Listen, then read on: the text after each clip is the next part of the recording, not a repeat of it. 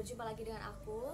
Di video kali ini aku akan sharing tentang informasi tentang CPNS yang diganti menjadi PPPK atau disingkat dengan P3K. Jadi informasi ini sungguh sangat mengagetkan saya, terutama yang ingin berjuang di CPNS 2021. Dan setelah ada informasi diganti tidak ada CPNS 2021, tentu ini menjadi informasi yang sangat mengejutkan dalam menyambut tahun baru di 2021. Tapi mau gimana lagi, memang sudah keputusannya seperti itu, jadi ya sudah gitu ya.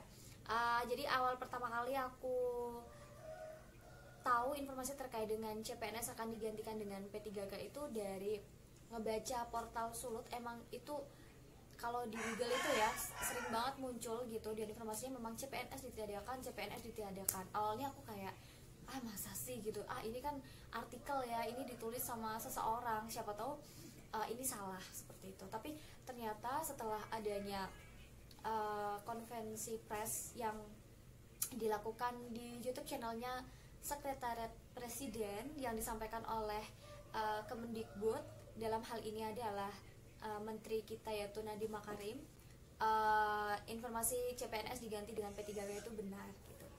Dan saya nggak tahu ya akan menyambut baik atau tidak gitu ya, karena sebenarnya untuk formasi guru di P3K itu syaratnya udah lain lagi dengan ketika kita akan melakukan seleksi di CPNS seperti itu. Terutama kalau CPNS itu kan bisa diikuti oleh mahasiswa-mahasiswa yang baru aja lulus. Tapi kalau misalkan untuk yang P3K itu harus untuk guru honorer. Jadi kan secara tidak langsung untuk beberapa mahasiswa yang baru saja lulus tidak bisa mengikuti seleksi CPNS. Dan ini kan menjadi kabar buruk bagi kita semua sebagai orang yang ingin ikut seleksi dalam CPNS 2021. Sebenarnya kalau untuk aku sendiri, aku pernah seleksi ikut 2 kali di CPNS. Jadi makanya aku tuh udah mulai curi start untuk belajar dalam persiapan CPNS nantinya di 2021. Tapi apalah daya ketika tiba-tiba langsung diinformasikan bahwa CPNS 2021 ditiadakan. So langsung udah ganti haluan lagi, kita kayak nggak bisa ikut seleksi. Jadi mau gimana lagi, ya udah kita terima dengan lapang dada gitu ya. Dan untuk selanjutnya aku akan berikan cuplikan dari menteri kita Nadiem Makarim. Langsung aja tonton videonya ya. Selamat siang Pak Menteri Pendidikan. Ada beberapa pertanyaan dari Jawa Pos, MNC, dan Dai TV Pak. Yang pertama itu terkait dengan rekrutmen guru PPPK usia 20-59 tahun. Kemudian bagaimana nasib guru-guru senior yang utamanya berada di wilayah 3T, karena pasti akan kalah dengan guru-guru yang muda. Terus yang kedua, juru bicara pemerintah kemarin menyampaikan bahwa bed occupancy ratio di rumah sakit sudah semakin kritis. Dengan diizinkannya pembelajaran tatap muka, bagaimana pemerintah menjamin tidak akan muncul klaster sekolah? Kemudian bagaimana respon kesiapan Pemda untuk menyelenggarakan pembelajaran tatap muka, dan apabila sudah ada, daerah mana saja yang sudah siap untuk melaksanakan program tersebut dan mana daerah yang belum siap?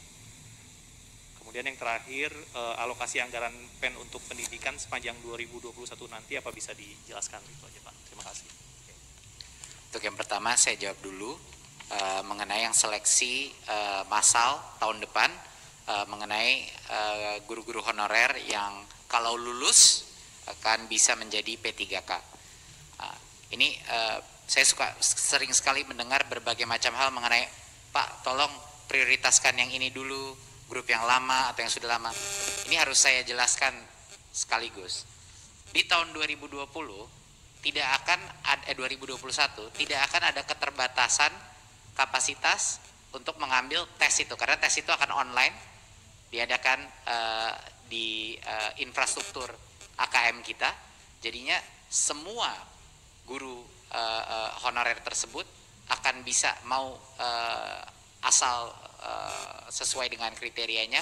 Jadi yang umur di atas 35 itu kan peraturan untuk PNS, tapi ini P3K. Jadi mereka juga boleh ikut ya. Baik negeri maupun swasta boleh mengikuti tes seleksi itu. Jadinya sudah tidak ada lagi prioritasi maksudnya siapa yang duluan udah nggak valid lagi argumen itu. Semuanya boleh mengambil tes, yang lulus tes tersebut akan menjadi P3K. Jadi harap dijelaskan. Saya juga dengar di berbagai macam komen saya di sosmed, Pak tolong dong dahulukan yang ini. Nah ini makanya saya harus merubah lagi pola pikirnya. Sudah tidak ada dahuluan lagi. Semuanya bisa mengambil di 2021 dan bahkan bukan cuma sekali, mereka bisa mengambil totalnya bisa sampai dengan 3 kali mengambil. Jadi kalau gagal dia bisa mencoba lagi dan mencoba lagi. Dan disediakan pembelajaran online-nya pun. Jadi bagi yang mungkin tidak masih belum mempunyai pengetahuan atau kompetensi untuk lulus, dia bisa belajar karena kita memberikan pembelajaran online secara mandiri, di mana dia bisa mengasah kemampuannya agar kemungkinan dia lulus seleksi tersebut lebih tinggi. Tetapi tolong diingat lagi masyarakat, ini bukan pengangkatan 1 juta guru menjadi P3K, ini adalah seleksi massal. Yang akan diangkat menjadi P3K adalah berapa yang lulus dari itu. Kalau yang lulus cuma 100.000, ya 100.000 yang jadi tahun 2021. Kalau yang lulus 500.000, ya 500.000 yang akan diangkat jadi P3K.